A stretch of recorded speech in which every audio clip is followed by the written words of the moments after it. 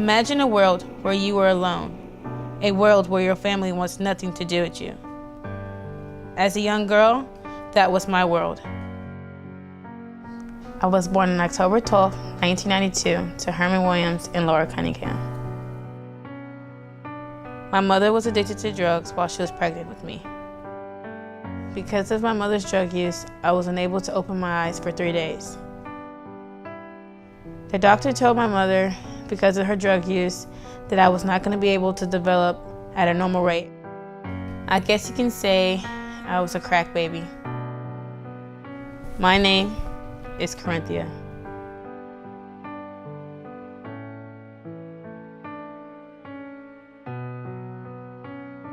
As a child growing up, I didn't have the normal playful area with my mom and dad because growing up with a single parent, she was kind of like the mom and the dad in the relationship.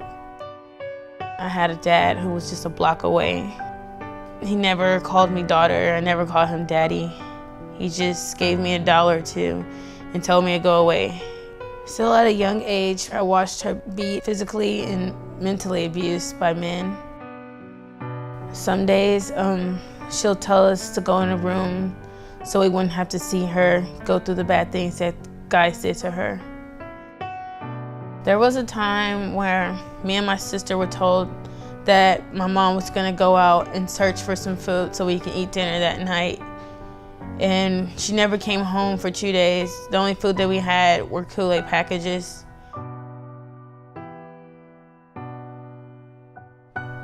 Christmas in my house was not the normal Christmas. For us, the normal Christmas was 2 weeks after because of my mother. She used the money for her drug use. Every year for Christmas, I wished for my family to be together.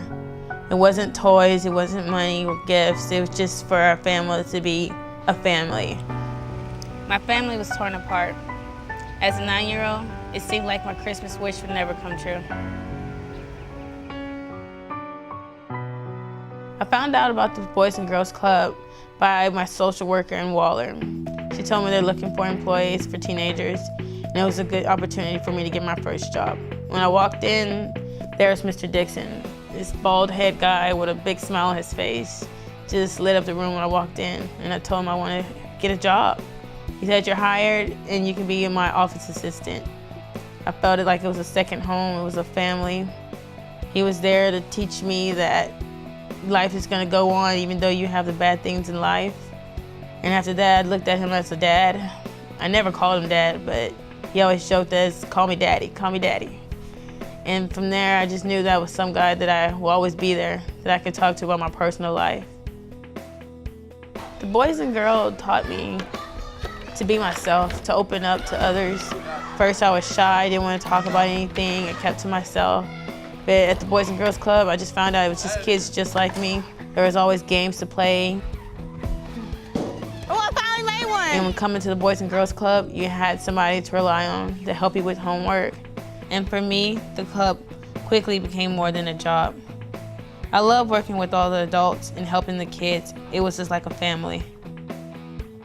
At the club, I never had to worry about having to skip a meal or going hungry. I saw them passing out food, and I was like, wow, this is a place that gives free food, no meal ticket. Nobody ever went home hungry, I guess, at the Boys and Girls Club. It's about time to leave the club and trade in my high school jersey for my cap and gown. I'm starting a new chapter in my life. I graduated top 10% of my class and will attend Texas A&M University to major in kinesiology. The club helped me understand that even though my mom did what she did, there's good that can come from any situation. As a kid growing up, because of my struggles that I had to overcome, I never had traditions. Now it's time for me to start my own traditions at Texas A&M.